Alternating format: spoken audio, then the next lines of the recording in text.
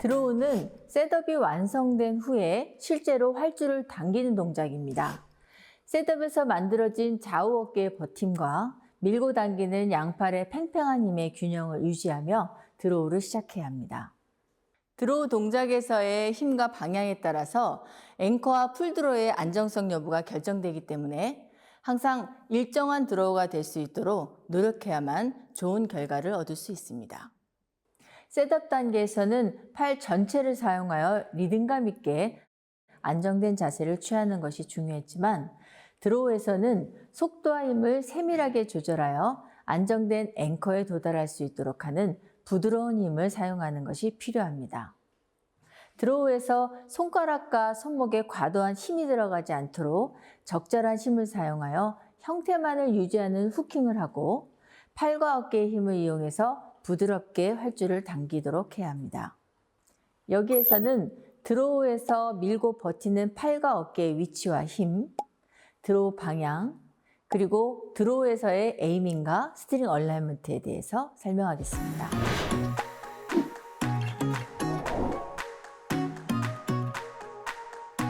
드로우에서 의식적으로 왼팔을 부드럽게 밀듯이 하며 당기는 팔의 힘과 밸런스를 맞춰서 왼쪽 어깨가 일정한 위치를 유지할 수 있도록 버티는 힘을 가해야 합니다. 드로우를 시작하면서 당기는 동작에만 과도하게 집중을 하게 되면 버티던 왼팔의 힘이 무의식 중에 약해질 수 있고 또 당기는 힘에 의해서 왼쪽 어깨가 몸쪽으로 밀릴 수도 있습니다. 또한 드로우 동작을 하는 중에 여러 가지 원인에 의해서 왼쪽 어깨가 올바른 위치를 유지하지 못하고 바깥쪽으로 밀리거나 또는 위로 올라오는 경우가 생깁니다.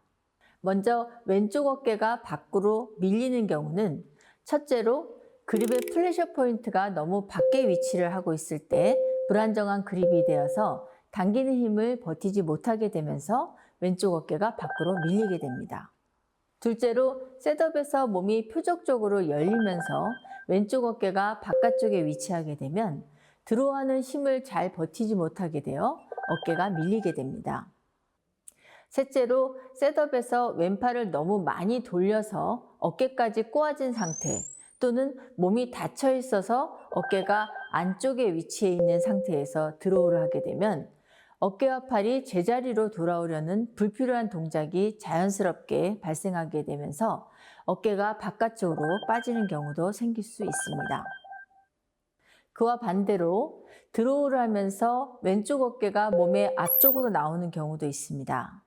드로우를 하면서 왼팔을 지나치게 밀거나 또는 당기는 팔의 힘과 각도에 의해서 왼쪽 어깨가 본래의 위치를 유지하지 못하고 앞쪽으로 나오게 되는 현상이 일어날 수 있습니다. 그리고 드로우에서 왼쪽 어깨가 올라가는 경우도 있습니다. 셋업에서부터 왼쪽 어깨가 올라가 있으면 드로우에서는 어깨가 더 올라갈 수 있고 또 왼팔에 버티는 힘이 너무 약할 때에도 드로우에 당기는 힘에 의해서 몸이 오른쪽으로 기울어지면서 왼쪽 어깨가 올라가는 경우도 있습니다. 드로우에서 왼쪽 어깨는 올라가지 않도록 하기 위해서 약간의 내리는 힘, 밖으로 밀리지 않기 위해서 버티는 힘, 그리고 고정된 위치를 유지하기 위한 힘과 긴장감을 유지하는 것이 필요합니다.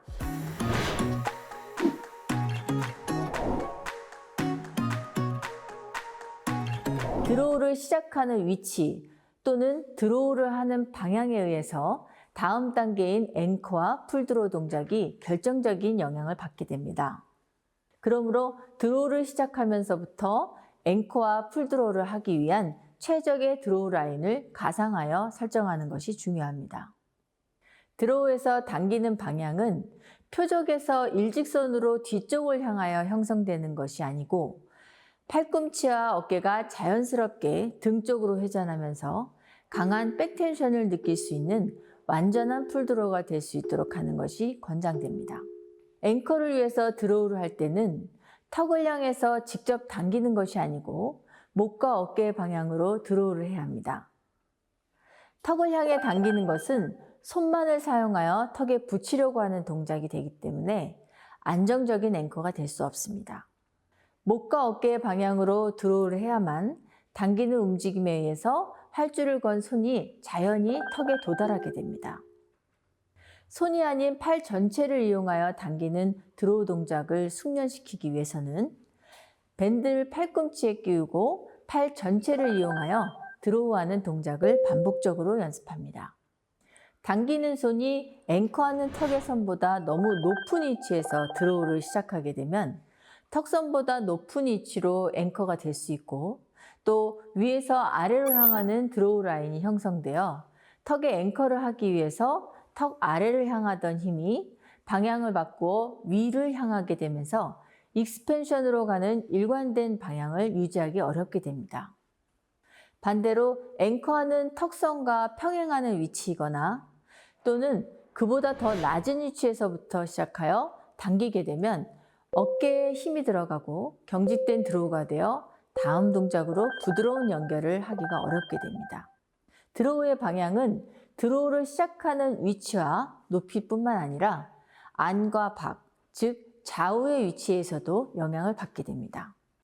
앵커 위치를 기준으로 너무 안쪽이나 바깥쪽으로 치우쳐서 드로우가 시작되면 팔 전체를 이용해서 당기는 정상적인 드로우가 되지 않고 손과 손목을 사용해서 당기는 드로우가 되기 때문에 드로우를 시작하는 위치는 안팎 어느 쪽으로도 치우치지 않는 적절한 중앙 위치가 되도록 주의해야 합니다.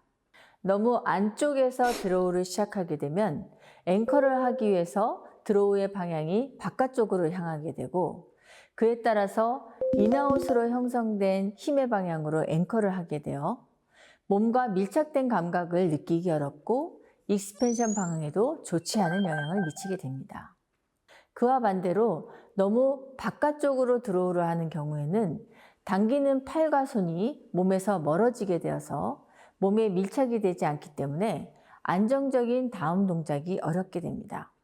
또 몸에 밀착시키기 위해서 몸 자체를 앞으로 기울이며 앵커를 하는 문제도 생깁니다.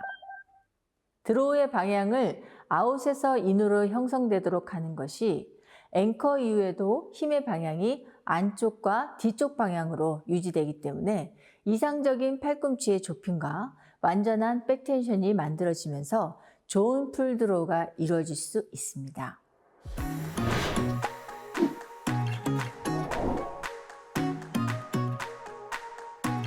셋 동작에서부터 표적 중앙에 집중하던 시선을 드로우하면서도 계속해서 그대로 유지하도록 해야 합니다. 드로우하면서 움직이고 있는 조준점을 너무 의식하게 되면 드로우에 집중할 수 없게 되기 때문에 조준점보다는 표적의 정중앙에 시선을 두고 드로우에 집중해야 합니다. 활주를 셋업 단계에서부터 활의 정중앙에 맞춰 놓고 당기기 시작하는 것은 바람직하지 않습니다.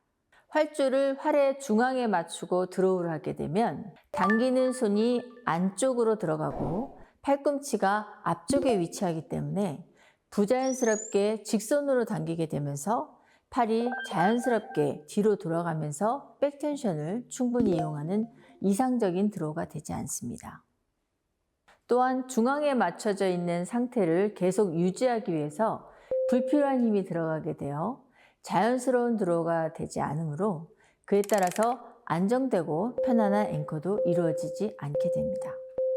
참고로 일정한 앵커를 하기 위해서 얼라이먼트를 중앙에 맞추고 당기는 경우가 많은데, 이러한 방법은 드로우 방향을 일정하게 만들기 위한 목적으로 일시적으로만 사용해 볼 수 있습니다.